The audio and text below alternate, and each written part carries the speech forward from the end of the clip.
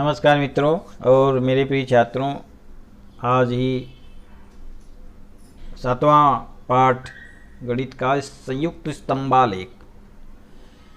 बड़ा मज़ेदार पाठ है ये। इसमें हम किसी भी आंकड़े को स्तंभों के द्वारा अच्छे से समझ सकते हैं। उसके बारे में तुरंत हमें जानकारी हो जाती है, समझ आती है। तो यहाँ पर स्तंभालेख का पहले वाचन कैसे करते हैं और स्तंभालेख बनाया कैसे जाए, इस बारे में आज चर्चा करेंगे। अजय तथा विजय के खेतों में कुछ गेहूं के उत्पादन की क्विंटल में जानकारी स्तंभालेखों द्वारा दिखाई गई। इसका निरीक्षण करो। अजय का गेहूं उत्पादन इस प्रकार है।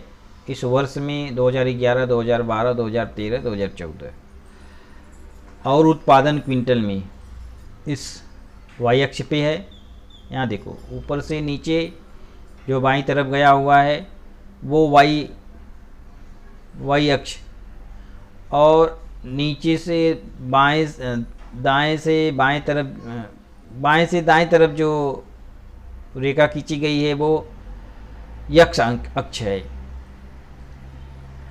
अब यहाँ पर विजय का गेहूं का उत्पादन है। अगर दोनों को एक साथ हम मिला के देखते हैं तो यहाँ पर एक ही ग्राफ में हम दोनों को दिखा सकते हैं। यहाँ देखो, उन दोनों के, अजय और विजय के दोनों के गेहूं के उत्पादन को यहाँ पर ग्राफ द्वारा दिखाया गया है। तो इसी को संयुक्त स्तंभालेख कहते हैं। तो यहाँ पर तुलनात्मक अध्ययन करना हमारे लिए बहुत आसान हो जाता है। अगर जो संयुक्त स्तंभालेख दिए होते हैं तो किस वर्ष गेहूं का उत्पादन समान है, किस वर्ष में किसका गेहूं का उत्पादन ज़्यादा है, किस वर्ष किसका कम है, वाई अक्ष पर कितना क्विंटल उत्पादन हुआ और एक्स अक्ष पर किसका उत्पादन कितना हुआ, उसमें वर्ष दिया गया है उत्पादन क्विंटल में, और जिस वर्ष कितना उत्पादन हुआ वो दिया गया है। और दोनों स्तंभालेखों के लिए अलग अलग रंगों से दर्शाया गया है कि कौन सा अजय का उत्पादन है और कौन सा विजय का उत्पादन है। और ऊपर पैमाना लिख देंगे। वाई अक्ष पर 1 सेंटीमीटर बराबर 10 क्विंटल, या अपने हिसाब से जो भी वहाँ पे पैमाना उचित होता हो वो वहाँ लिखा जाएगा। एक दूसरा स्तंभालेख यहाँ उदाहरण द्वारा दिया गया है। पूरे शहर के 5 दिनों का अधिकतम तथा न्यूनतम तापमान डिग्री सेंटीग्रेड में दिया गया है। संयुक्त स्तंभालेख का निरीक्षण करके प्रश्नों के उत्तर लिखना है। अधिकतम तापमान, न्यूनतम तापमान, पैमाना वाई अक्ष पर 1 सेंटीमीटर बराबर 5 डिग्री सेंटीग्रेड। ये पैमाना लिखना ज़रूरी है। और संयुक्त स्तंभालेख में जो एक्स अक्ष पे हम लिखे हैं उसका रंग बताना आवश्यक है। क्या क्या बताना जरूरी है? एक्स अक्ष पर कौन सी जानकारी दी गई है वो लिखना है। वाई अक्ष पर कौन सी जानकारी दी गई है,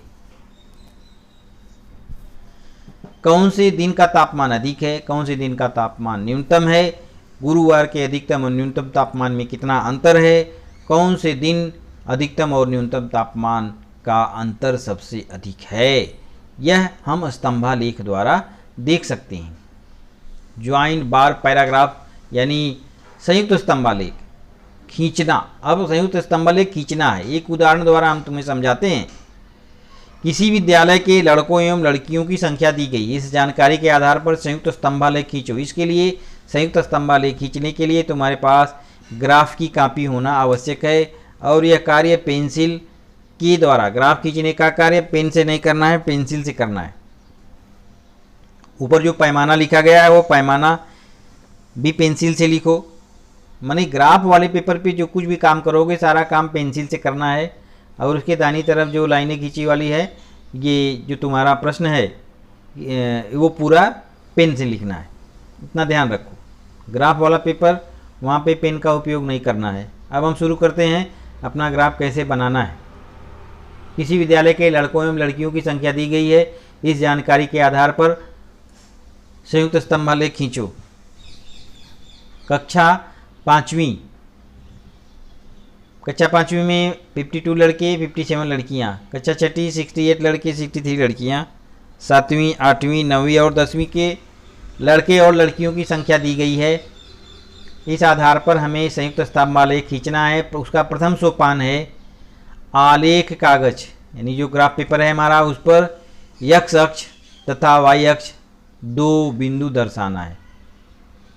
तो बाईं तरफ ऊपर से नीचे की तरफ जिस प्रकार यहाँ देखो खींची गई एक लाइन, ऊपर से नीचे तक एक पूरी लाइन खींच लो और नीचे की तरफ भी एक लाइन खींच लो जिसका नाम दो x अक्ष, और बाईं तरफ जो ऊपर से नीचे की तरफ जो खींची गई लाइन उसका नाम लिखो y अक्ष। पैमाना यहाँ दिखाया गया है 1 सेंटीमीटर बराबर 10 विद्यार्थी, 1 सेंटीमीटर बराबर 10 विद्यार्थी, तो उसके हिसाब से 10, 20, 30, 40, 50, 60, 70 यहाँ पे लिख देंगे किस पर, y अक्ष पर। अब लड़के और लड़की, लड़कों का एक कलर बना दो और लड़कियों के लिए एक कलर ऊपर बना दो जहाँ पैमाना लिखे हो। अब आ जाओ नीचे की तरफ, 5वीं कक्षा। 5वीं कक्षा में लड़कों की संख्या कितनी है, अब यहाँ से एक रेखा खींचो।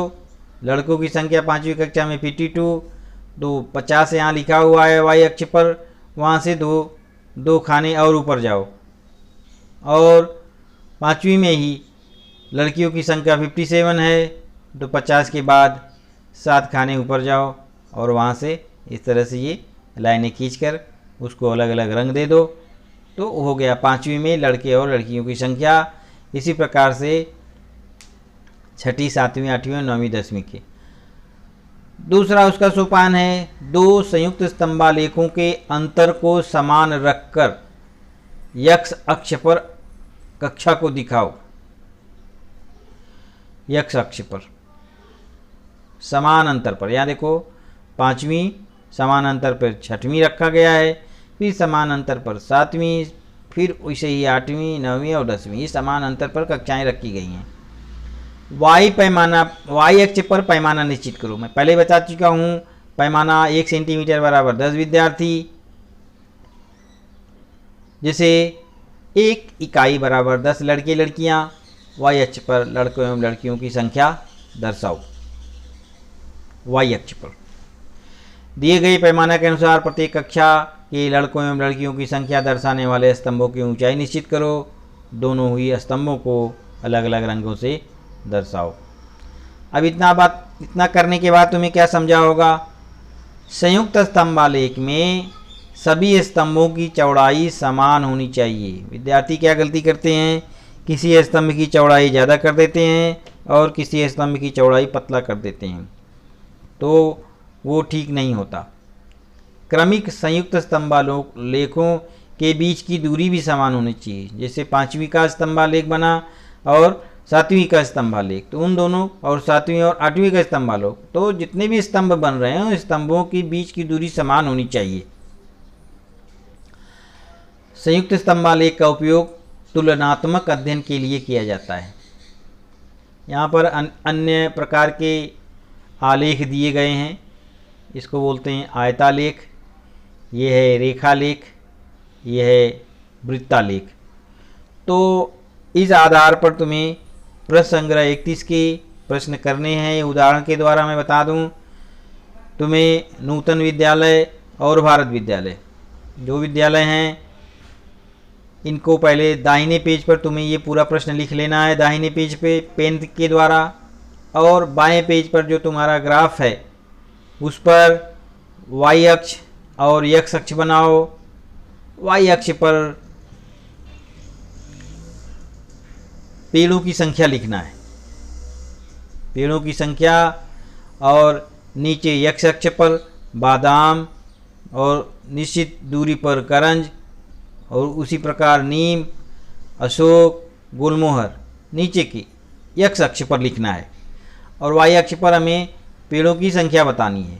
नूतन विद्यालय में बादाम कितना है, यहाँ पर सबसे पहले पैमाना तुमको लेना है कि y अक्ष पर 1 सेंटीमीटर बराबर कितना, तो 5 भी मान सकते हो, 5 वृक्ष या 10 वृक्ष। मेरे हिसाब से यहाँ 10 वृक्ष मानोगे तो ज़्यादा अच्छा तुम्हारा स्तंभालेख बनेगा। और इस प्रकार से उसके बगल में ही भारत विद्यालय का 42 पेड़ है, वो बनाओ। फिर बादाम का हो जाए तो फिर करंज का, नीम का, अशोक और गुलमोहर का बना के उसे आलेखों को अलग अलग रंग से रंग दो। नूतन विद्यालय के लिए अलग रंग, भारत विद्यालय के लिए अलग रंग, और इस प्रकार से तुम्हारा संयुक्त स्तंभालेख तैयार हो जाएगा। और इस आधार पर तुम्हें ये प्रश्न संग्रह 31 के सभी प्रश्नों को हल करना है। धन्यवाद।